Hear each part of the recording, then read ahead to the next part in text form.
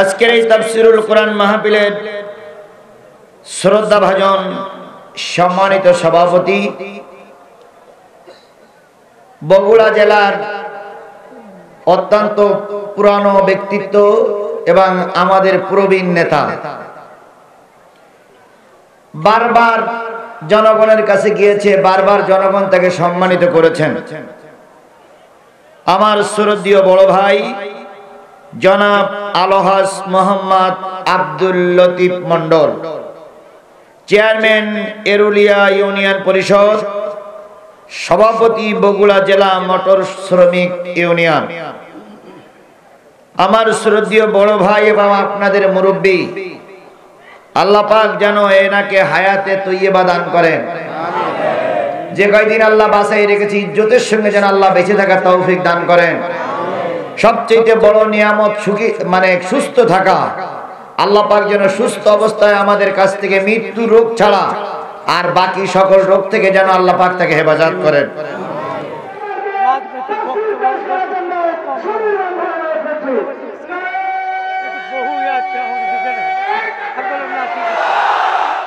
আমাদেরকে বলা হয় আমরা রাজনীতি করি। কিসের রাজনীতি করব আমরা?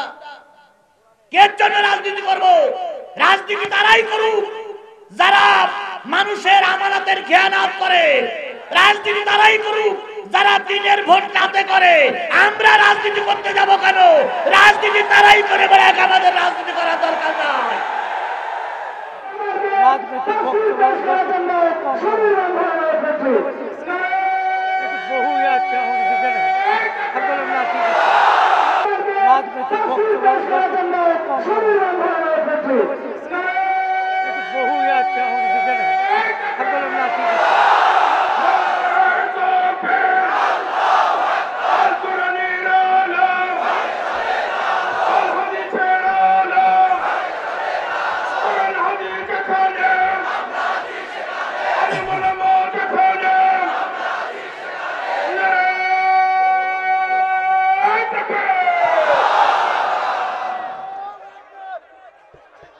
কে গো তুমি মরুর দুলাল মামেনার কোলেতে,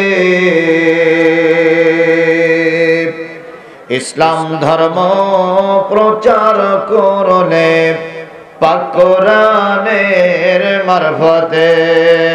আল্লাহুম্মা জোরে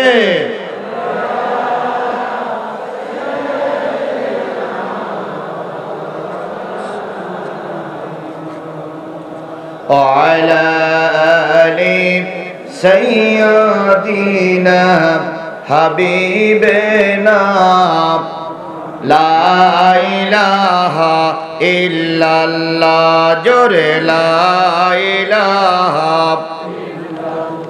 لا إله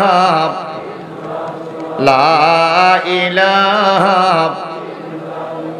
لا إله লা ইলাহা ইল্লাল্লাহ মুহাম্মাদুর রাসূলুল্লাহ। লা ইলাহা লা ইলাহা লা ইলাহা লা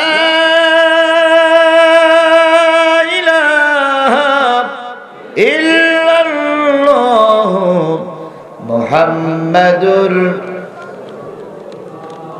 সকলে জবান খুলে একসাথে এক বাক্যে বলছি সাল্লাল্লাহু আলাইহি ওয়াসাল্লাম।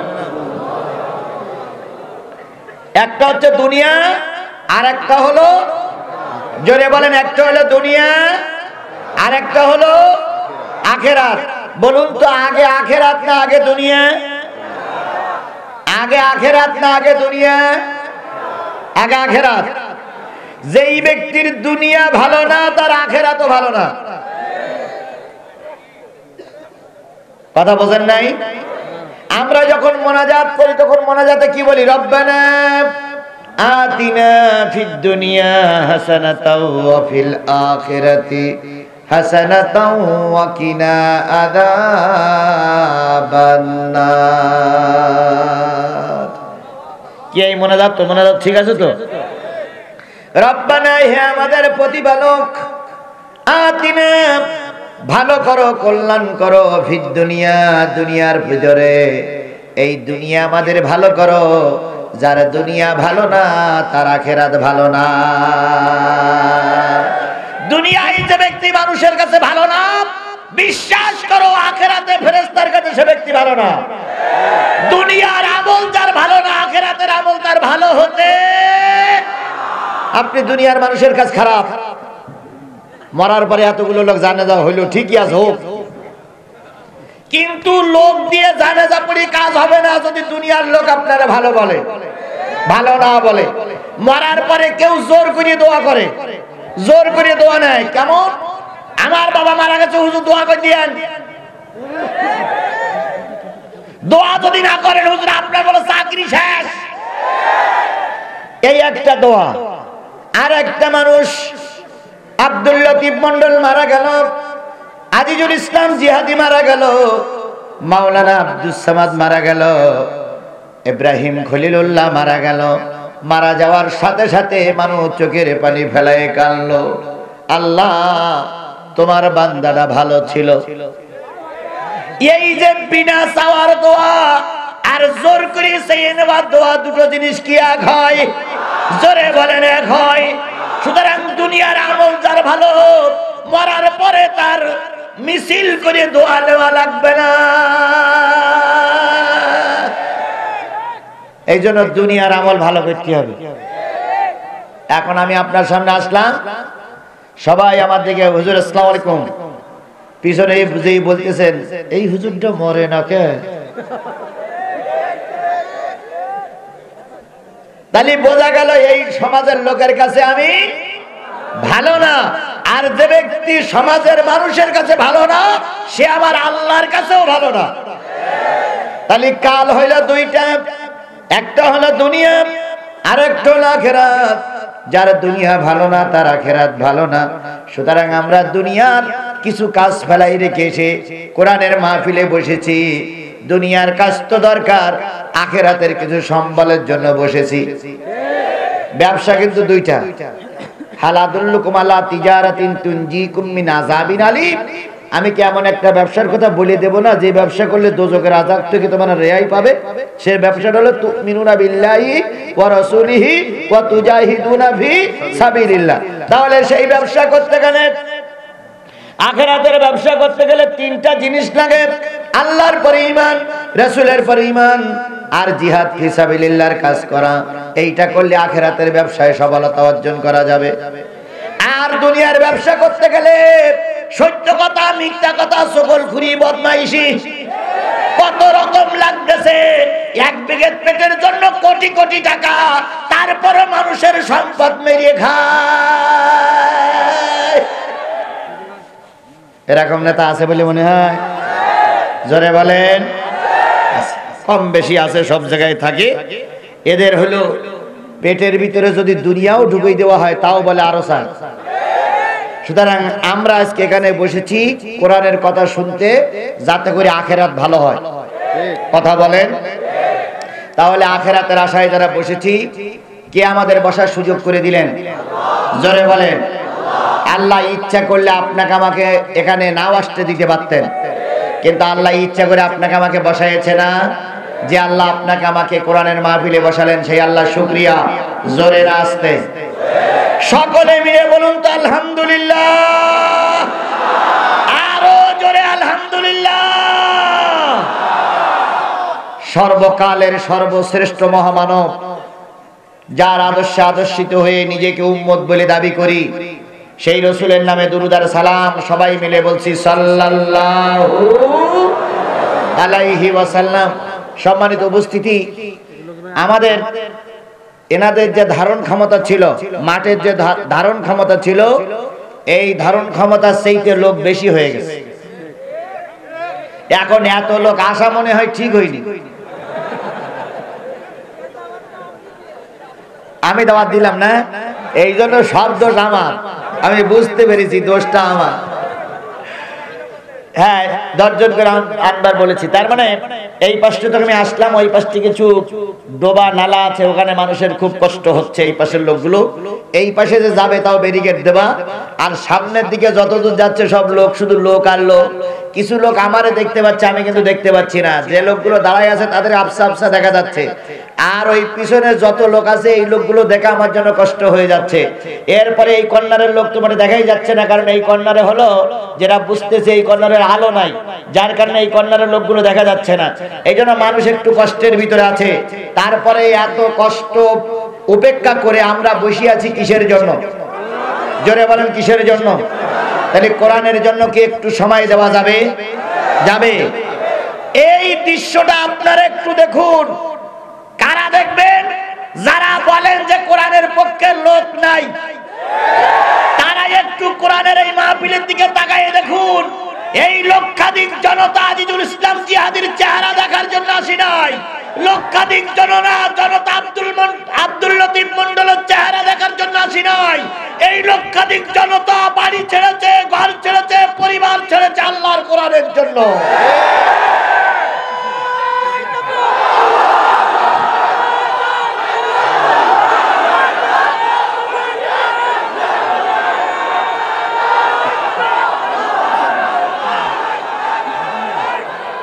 আর আমি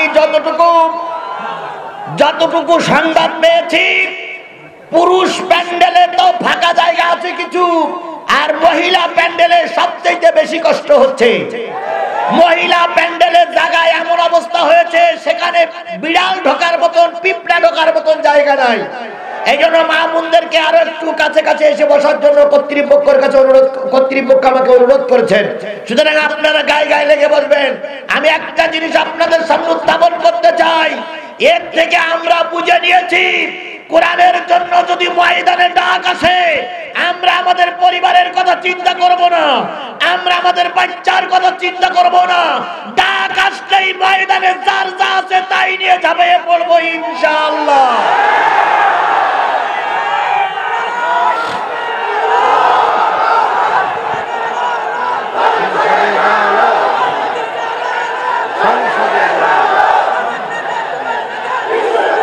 সুতরাং আমরা এসেছি কি শোনার জন্য? কোরআনের জন্য। যদি একটু কষ্ট হয়, গোনাহ হবে না সওয়াব হবে? তাহলে কোরআনের জন্য একটু কষ্ট করে বসতে হবে। আল্লাহ পাক কবুল করুক। আরো জোরে, আরো জোরে। আমি প্রায় জায়গায় বলি, কোরআনের মাহফিল শুনতে আসলে একটু কষ্ট হয়, কিন্তু আমাদের ভিতরে কিছু লোক আছে যারা কোরআনের মাহফিলে শেষ পর্যন্ত থাকতে চায় না। কিছু লোক মাঝখানে বসে, যেই না কোরআনের মাহফিলের আলোচনা একটু পরিবেশ হয়, সেই ফুটফাট করে উঠতে শুরু করে। আমি অনেক মাহফিলে বক্তাদের কাছে শুনেছি যে 50,000 লোক নিয়ে মাহফিল করে, 10,000 থাকে আর 40,000 চলে যায়। কিন্তু আমি আজিজুল ইসলাম সম্পূর্ণ ব্যতিক্রম। আমার বক্তব্য হলো, আপনি যদি আমার আলোচনা শুনতে এসে থাকেন, কোরআন যদি শুনতে এসে থাকেন, মোনাজাত না হওয়া পর্যন্ত ময়দান ছেড়ে দেওয়া যাবে না। কেন যাবে না? না, কোরআনের জন্য তো আছে। আর 2 নম্বর কথা হচ্ছে, আপনারা চলে গেলে বাতিলপন্থীরা ময়দান দখল করবে। মসজিদের যখন ভালো ইমাম না হয়, তখন কিন্তু সুদখোরের বাচ্চারা ইমামতি করে।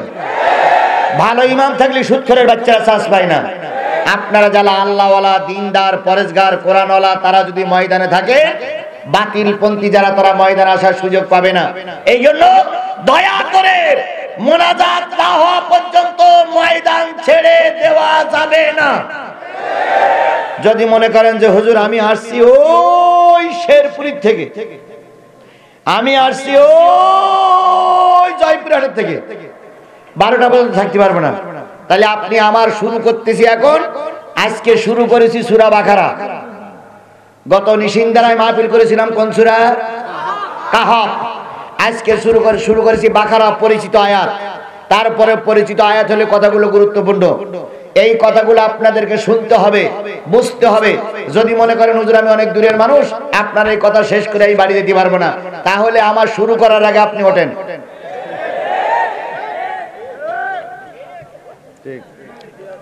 আমার শুরু করার আগে আপনার উঠতে হবে। আপনি বাইরে যেয়ে দাঁড়ান, যতক্ষণ ভালো লাগবে থাকবেন, না লাগলে আপনার কথা কেটে পড়বেন। কিন্তু আমি শুরু করেছি 10টায়, 12টায় শেষ করতে পারি, কম বেশি হতে পারে। আমার এই দীর্ঘ সময়, আর মাত্র 1.5 ঘন্টা সময় আমার সামনে বাকি আছে। এই 1.5 ঘন্টা সময়ের ভিতরে পেশাব লাগুক, পায়খানা লাগুক, যত বড় সমস্যা হোক, রিক্সা ভ্যান পান আর না পান, কোনো টেনশনের মাথায় ময়দান ছাড়া যাবে না। রাজি? রাজি? রাজি? বাস বুঝেন।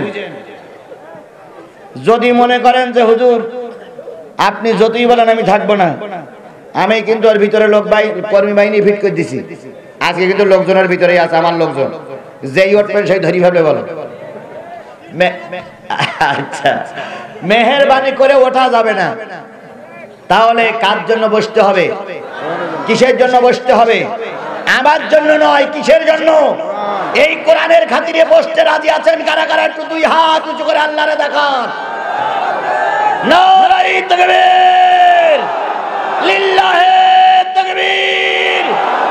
আল কোরআনের আলো, আল হাদিসের আলো, তোমার নেতা আমার নেতা মুস্তাফা। কারে দেখাইছি? জোরে বলেন, কারে দেখাইছি? আল্লাহ কি আমার হাত উঁচু? জায়গা আছে কিছু নেই, কিন্তু লোক বসার মতো একটু বসতে পারে। আল্লাহ আপনাকে আমাকে কোরআনের খাতিরে কবুল করুক। আরো জোরে, আরো জোরে। তাহলে আপনারা ওয়াদাবদ্ধ। এই যে ভিডিওগুলো, এই যে ক্যামেরাগুলো ভিডিও করছে, এই ক্যামেরাগুলো ভিডিও করে আগামীকাল যখন ছেড়ে দেবে, কিংবা আজকে রাতেই যখন ছেড়ে দেবে, এটাকে শুধু বাংলাদেশের লোক দেখবে? কত দেশের লোক দেখবে? বিশ্বের সব জায়গার লোক দেখতে পাবে। সামান্য একটা ভিডিও, সামান্য একটা ভিডিও যদি গোটা বিশ্বের লোক আমার চেহারা, আমার আলোচনা দেখতে পায়, তাহলে আল্লাহর কোরআনের মাহফিলে বসেছেন, কোরআন ভিডিও করে নিল। কোরআন কি করেছে? ছবি তুলে নিয়েছে। কিয়ামতের দিন যখন আপনি বিপদে পড়ে যাবেন, তখন এই কোরআন আল্লাহর কাছে নালিশ করবে, আল্লাহ তোমার বান্দা ভুল করলেও তোমার বান্দা ছিল কোরআনের মাহফিলে। এখন এইবার যখন চলে যাবেন, তখন কি এই কোরআন ভিডিও করে রাখতে পারবে? যখন চলে যাবেন তখন কোরআন দেখে রাখবে। কিয়ামতের দিন এই কোরআন বলবে, আল্লাহ 1 লক্ষ মানুষ ছিল, কিন্তু এই লোকটা চলে গিয়েছিল, এই দেখো ছবি। তাহলে কোরআন যদি ছবি তুলে আপনার বিপক্ষে দেয়, আপনার কল্যাণ হবে না ক্ষতি হবে? তাই ক্ষতি যদি হয়, এটা যদি বুঝে থাকেন, আল্লাহর বান্দা হাতে পায়ে ধরে বলি, কোরআনের মাহফিল দেখে বাড়ি যাওয়া যাবে না। আমরা মুসলমান, আমরা কি মানুষ? আমরা মুসলমান, আমরা কি? যারা হিন্দু তারা কি? যারা খ্রিস্টান তারা কি? যারা বৌদ্ধ তারা কি? সবাই মানুষ। তাহলে এই কোরআন কাদের জন্য? হুদাল লিন্নাস, মানুষের হেদায়েতের জন্য আল্লাহ পাক কিতাব দিয়ে দিল। এই কিতাব থেকে যারা হেদায়েত নেয় তারাই হলো মুত্তাকি। তারাই কি? আর যারা হেদায়েত দেয় না, এরাই ওয়ায়াকতুলুনান নাবিয়্যিনা বিগাইরিল হক ওয়ায়াকতুলুনাল্লাযীনা ইয়া'মুরুনা বিল কিসতি মিনান নাস ফাবাশশিরহুম বিআযাবিন আলীম।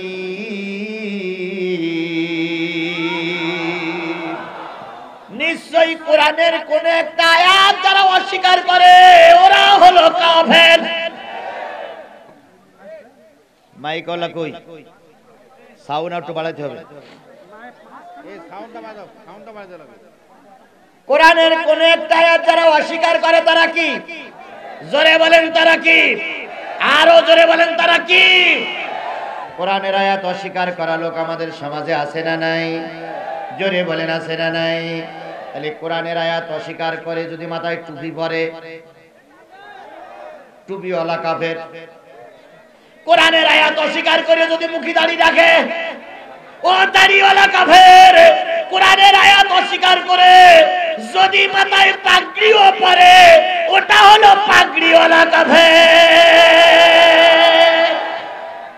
এবার বলতে পারেন হুজুর দাড়িওয়ালা পাগড়িওয়ালা লোক কি কাফের হয়?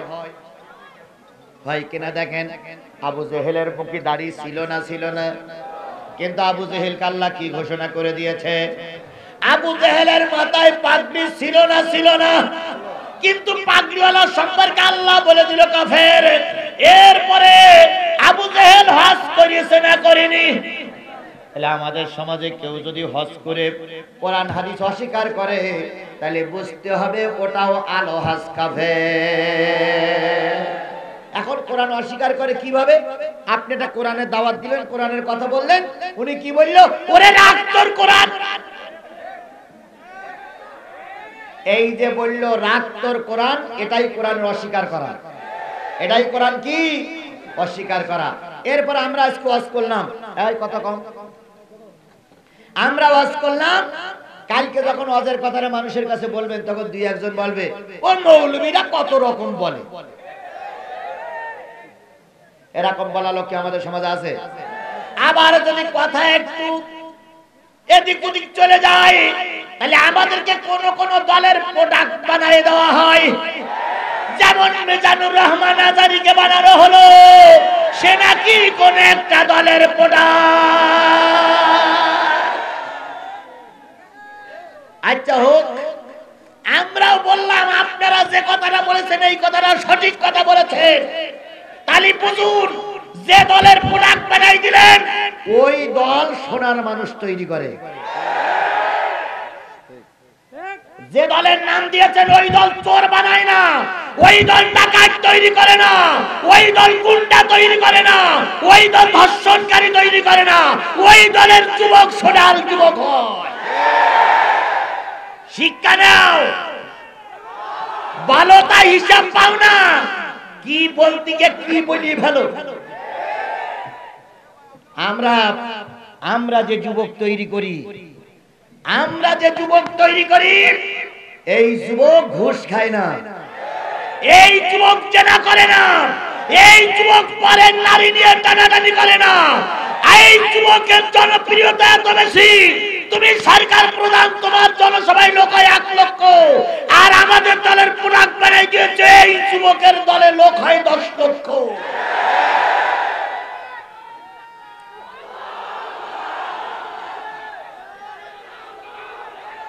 এখন হয়েছে। এখন আমাদেরকে বলা হয় যে হুজুরদের দলে এসে এত লোক হচ্ছে। আচ্ছা, আমাদের দলের লোক এসে আমাদের দলে যারা আসে তারা কি নামাজি হয় না বেনামাজি হয়? জোরে বলেন, নামাজি হয় না বেনামাজি হয়? আমাদের এখানে এসে বেনামাজি নামাজি হয়ে যায়, দাড়ি কাটা লোক দাড়ি রেখে বাড়ি ফিরে যায়, পাঞ্জাবি ছাড়া লোক পাঞ্জাবি পরে বাড়ি ফিরে যায়, মিথ্যাবাদী সত্য কথা বলতে বলতে বাড়ি ফিরে যায়।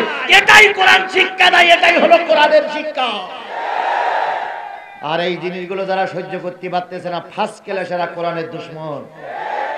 আমাদেরকে বলা হয় আমরা রাজনীতি করি। কিসের রাজনীতি করব আমরা?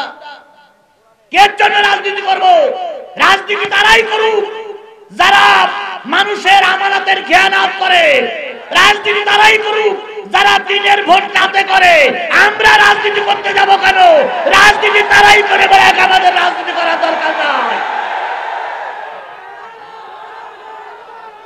সুতরাং আমাদের দৌলত জ্ঞান আপনারা, আল্লাহর কসম শোনো মুসলমান, আল্লাহর কসম, এই সরকার যদি আরো 50 বছর ক্ষমতায় থাকে আমাদের কোনো সমস্যা নাই। জনগণ যদি আপনাদের রাখে আমাদের সমস্যা কি? আপনি বগুড়ার নেতা, আপনারা এই এলাকার নেতা। আমি বাইরের থেকে এসে খুব বেশি 1 থেকে 1.5 ঘন্টা 6 ঘন্টা কথা বলি। 6 ঘন্টা কথা বলে যদি গোটা বগুড়া শহর পরিবর্তন হয়ে যায়, তাহলে আপনাদের রাজনীতি করার দরকারটা কি? এদেশের প্রাক্তন রাজনীতিবিদ হচ্ছে বিএনপি, আওয়ামী লীগ, জাতীয় পার্টি, জামাত ইসলাম এদেশের রাজনীতি করে। আমি এদের ভিতরে কেউ না। আমি আসছি কিসের জন্য? তাহলে কোরআন বলতে দিয়ে সব লোক যদি কোরআনওয়ালা হয়ে যায়, কোরআনওয়ালা হলে আপনারা তো মুখ কালো হয় কেন?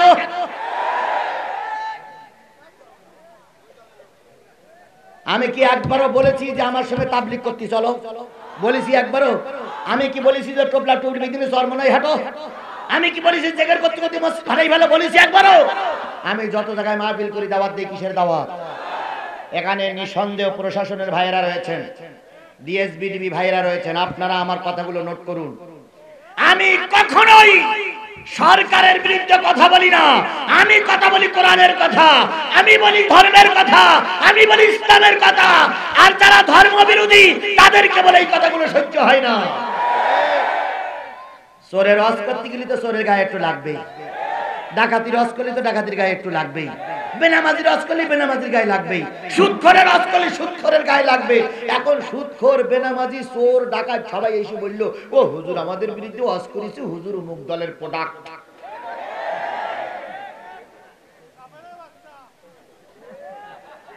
আল্লাহ পাক আপনাকে আমাকে সহি বুঝ দান করুক। তাহলে কোরআনের কোন একটা আয়াত যারা অস্বীকার করে তারা কি? ওয়ায়াকতুলুনান নাবিয়্যিনা বিগাইরিল হক, নবীদেরকে যারা অন্যায়ভাবে হত্যা করেছে ওরাও কাফের। ওয়ায়াকতুলুনাল্লাযীনা ইয়া'মুরুনা বিল কিসতি মিনান নাস, মানুষের ভিতর থেকেই কোরআনের দাওয়াত যারা দেয়, কোরআনের কথা যারা বলে, হকের দাওয়াত যারা দেয়, এদের বিরুদ্ধে যারা বিষাদগার করে, বিনা কারণে এদের যারা জেলখানায় ভরে রাখে, বিনা কারণে এদেরকে যারা ফাঁসিতে দেয়, আমার আল্লাহর ভাষায় এরাও কাফের। এদের জন্য রয়েছে জাহান্নাম। আল্লাহ বলতে ফাবাশশিরহুম বিআযাবিন আলীম, এদেরকে জাহান্নামের সুসংবাদ দাও, আযাবের সুসংবাদ দাও। তার মানে আল্লাহ ওদের সঙ্গে হাসতেছে, উপহাস করতেছে, তোরা জাহান্নামে যাবি। আল্লাহ পাক ওদের সঙ্গে ক্রিটিসাইজ করতেছে। সুতরাং যারা আলেম ওলামাদের বিরোধী, আল্লাহর কসম তারা জাহান্নামের জন্য অপেক্ষায় থাকো। এখন দুই একজন মনে করে আগের হুজুর আর এখনকার হুজুরে এক নেই, আগের হুজুরদের দোয়ায় কাজ হইতো, এখনকার হুজুরদের দোয়া কাজ হয় না। তাহলে দোয়ায় যদি কাজ না হয় তাহলে বড় ক্যান্সার হয়েছে কেন তোমার? কোন হুজুরের কষ্ট দিয়েছো, কোন হুজুরের বিরুদ্ধে কথা বলেছো, কোন হুজুরকে অপমান করেছো, ওই হুজুর বদদোয়া করেছে, এমন রোগ হয়েছে বাংলাদেশের ডাক্তার ভালো করতে পারে না। তার জ্বলন্ত প্রমাণ চায়না, তার জ্বলন্ত প্রমাণ হলো চীন। চীনি মুসলমানদের উপরে নির্যাতন বেশি হয়েছে না কম হয়েছে? উইঘুর বলে একটা প্রদেশ, যেই প্রদেশে মুসলমানরা বসবাস করে, মুসলমানদের নামাজ পড়তে দেওয়া হয়নি, রোজাদারদেরকে দিনের বেলায় ধরে এনে মদ খাওয়াই ইফতার করা হয়েছে বাধ্যতামূলক। মা বোনেরা বোরকা পরে রাস্তায় নেমেছে, বোরকাটা খুলে পেরেশিয়ার পরাই বাড়ি পাঠাই দিয়েছে। মহিলা মা বোনেরা হাঁটুর নিচে কাপড় পরেছে, কাপড়গুলো কেটে কেটে ন্যাংটি বানিয়ে দিয়েছে। উইঘুর মুসলমান সহ গোটা চায়নার মুসলমানেরা গোটা বিশ্ব দরবার যখন সাহায্য পায় নাই, তখন রাতের অন্ধকারে মালিকের কাছে কেঁদেছে, আল্লাহ এই জালেমদের হাত থেকে কেবলমাত্র তুমি আমাদের বাঁচাইতে পারো। উইঘুরের মুসলমানদের দোয়া আল্লাহ কবুল করেছে না করে নাই? হাজার হাজার মসজিদে তালা লাগায়া হাজার হাজার মসজিদকে ক্লাব ঘর বানাইছিল এই চীন। আল্লাহ পাক দোয়া কবুল করে নিল। এখন দোয়া কবুল করে নিয়ে প্রায় লক্ষাধিকের উপরে এখন সেই দেশে করোনা ভাইরাসে ধরেছে। এখন করোনা ভাইরাস কোথা থেকে আসলো, আবিষ্কার শুরু হলো। এখন আবিষ্কার করে ওদেশের গবেষক যারা তারা বাইর করেছে, জঙ্গলের ভিতরে আল্লাহ পাক এক প্রকার সাপ পাঠাই দিয়েছে। সাপ, এই সাপ নিঃশ্বাস ছাড়তেছে, আর ওই নিঃশ্বাস যে লাইন দিয়ে যাচ্ছে, ওই লাইন দিয়ে সবাই রোগে আক্রান্ত হচ্ছে। এখন সাপ যে কোন গর্তের থেকে বাহির হয়েছে সে গর্তও খুঁজে পাচ্ছে না, মারবে যে, কিন্তু মারবে যে সে গর্তই খুঁজে পাচ্ছে না। সাপ হা করে গর্তের ভিতরতে বেরিয়ে হা করে নিঃশ্বাস ছেড়ে গর্তের ভিতরে চলে যায়, আর ওই যেগুলো যায় সবগুলোরও ধরতেছে। এখন ওনারা যে মসজিদ বন্ধ করেছিল সেই মসজিদ খুলে দিয়ে ইমাম সাহেবের হাতখানা ধরে ওই দেশের প্রেসিডেন্ট কাঁদতেছে, হুজুর দোয়া করুন হুজুর, মহা বিপদে আছি। কেন এত শক্তিশালী নেতা তুমি, এত পারমাণবিক অস্ত্র তোমার আছে, তুমি না বিশ্বের বিশাল নেতা, এখন মৌলবীর হাত ধরে কাঁদো কেন?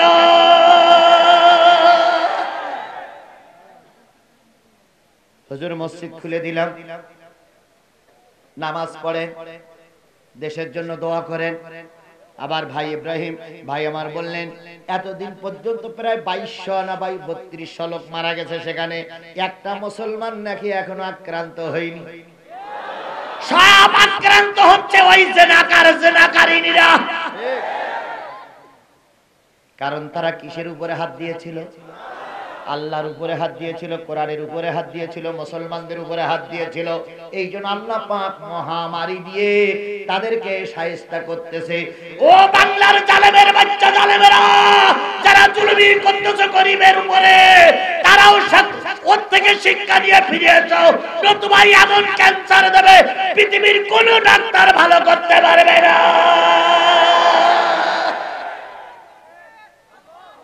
আল্লাহ পাক রোগ দেয় কেন? মানুষকে সতর্ক হওয়ার জন্য। জাহারাল ফাসাদু ফিল বাররি ওয়াল বাহরি বিমা কাসাবাত আইদিন নাস। জলে এবং স্থলে যত বিপর্যয়, যত মহামারী আসে সব আমাদের দুই হাতের কামাই। হাত ভালো করো, দেশ ভালো হবে। হাত ভালো করো, সমাজ ভালো হবে। হাত ভালো করো, জাতি ভালো হবে। আর আমরা এখন কথা বলি শুধু মামলা দাও দাও দাও, আরো যত পারো তত মামলা দাও। বউ ছেলেপিলি নিয়ে কতদিন সুখী থাকবো ওটা আমরাও দেখবো। আমরা রাস্তায় আর নামবো না, এখন তাহাজ্জুদের পার্টিতে বসে দোয়া করব। এখন দুনিয়ার লোকের কাছে আর ফোন করব না, এখন ফোন করব বিশ্ব মালিকের কাছে। ফোন আগেও হয়েছে, এখনো হচ্ছে, ভবিষ্যতেও। আমার ফোনের নাম্বার একজনের কাছ থেকে মিস্টেক হয়ে আর একজনের কাছে যেতে পারে, কিন্তু আল্লাহর কাছে ফোন করলে অন্য লোকের কাছে যাবার কোনো সুযোগ নেই, ডাইরেক্ট অ্যাকশন। সুতরাং আমরা নালিশ করব কার কাছে? জোরে বলেন কার কাছে?